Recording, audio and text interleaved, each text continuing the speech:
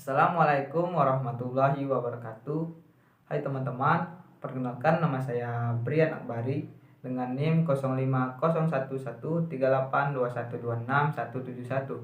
Saya berasal dari kelas Agribisnis B Palembang, Universitas Sriwijaya. Baiklah, di video kali ini saya akan membuat tugas ujian akhir semester, yaitu menjelaskan tentang kasus yang ada di Indonesia dan mengkaitkannya dengan materi yang ada di mata kuliah Pancasila. Baiklah, langsung saja kita ke penjelasannya. Jadi kasus yang saya ambil yaitu perundungan yang ada di Indonesia. Sebelum itu harus kita ketahui bahwa perundungan adalah segala bentuk penindasan atau kekerasan yang dilakukan secara sengaja oleh seseorang atau kelompok yang lebih kuat atau lebih berkuasa dari orang lain. Jadi para pelakunya ini mempunyai kekuasaan dari seorang korbannya. Jenis-jenis perundungan. Yang pertama itu perundungan fisik. Jadi para pelakunya ini sudah mengenai fisik korban. Contohnya seperti pemukulan dan melemparkan benda-benda kepada korban itu. Yang kedua itu perundungan verbal. Jadi para pelakunya ini melontarkan kata-kata kepada korbannya seperti cacian, hinaan, dan fitnah. Yang ketiga yaitu perundungan sosial.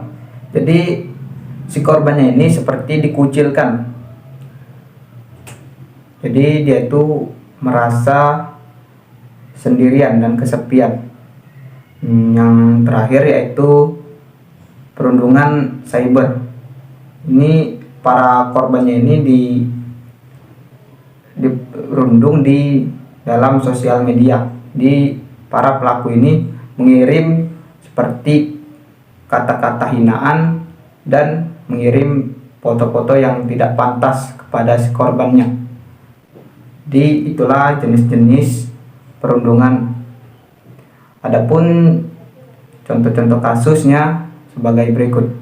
Tega melempar bocah berusia 8 tahun saat bermain di area pesawahan Kampung Kebon Kopi.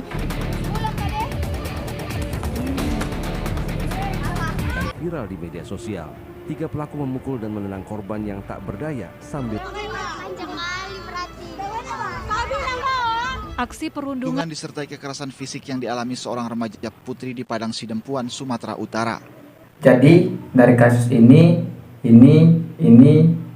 dan ini membuktikan bahwa masih banyaknya perundungan yang ada di Indonesia ini, khususnya di bangku pelajar. Hal-hal yang dapat mencegah agar kita terhindar dari bullying atau perundungan. Yang pertama, tunjukkan prestasi. Pada umumnya para pelaku bullying itu melakukan reaksinya karena mereka iri atau dengki kepada korban. Dan biasanya para korban itu mereka memiliki keunggulan dari para pelaku itu. Oleh karena itu dia harus selalu menunjukkan prestasinya di kelas ataupun di luar kelas. Karena para pelakunya akan merasa kalah jika korbannya menunjukkan prestasinya. Yang kedua, jalin pertemanan dengan banyak orang. Seperti yang kita ketahui, para korban bullying itu mereka selalu sendirian atau tidak ada teman. Oleh karena itu, kita harus menjalin pertemanan dengan banyak orang. Selain itu, kita harus memilih-milih teman. Jangan sampai kita berteman dengan orang yang suka membuli. Yang ketiga, tumbuhkan rasa percaya diri. Para pelaku bullying akan merasa puas jika para korbannya itu merasa terpuruk karena buliannya. Oleh karena itu, kita harus percaya diri untuk menghentikan pembulian yang dilakukan oleh para pelaku. Yang keempat, tidak terpancing untuk melawan. Boleh saja untuk melawan, tapi para pelaku itu akan semakin gencar untuk membuli jika para korbannya itu melawan. Yang kelima itu, jadikan perundungan itu sebagai motivasi untuk semakin sukses. Ya, jangan menunjukkan kelemahan dan tidak percaya diri karena dibully itu. Karena para pembuli itu akan merasa puas. Yang keenam itu, jangan menunjukkan sikap takut dan sedih. Jadi kita tuh harus, jika dibully itu harus biasa aja ya. Karena para pembuli akan merasa capek jika para pembulinya tidak melakukan reaksi apa-apa. Yang ketujuh, laporkan pada pihak yang berwajib.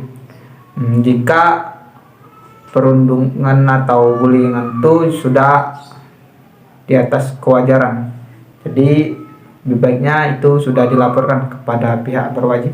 Perundungan ini sangat bertentangan dengan urgensi Pancasila sebagai sistem etika dan penerapan Pancasila di kehidupan sehari-hari, di mana seharusnya kita sebagai masyarakat Indonesia harus memiliki nilai norma dan moral yang baik sesama masyarakat.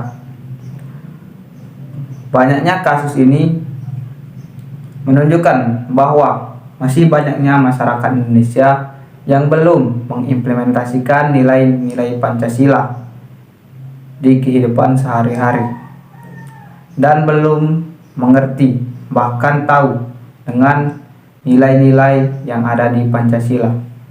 Oleh karena itu, pemerintah harus menekankan lagi Pancasila sejak dini, yaitu sejak sekolah dasar hingga perguruan tinggi, agar masyarakat bisa mengerti dan mengimplementasikannya di kehidupan sehari-hari.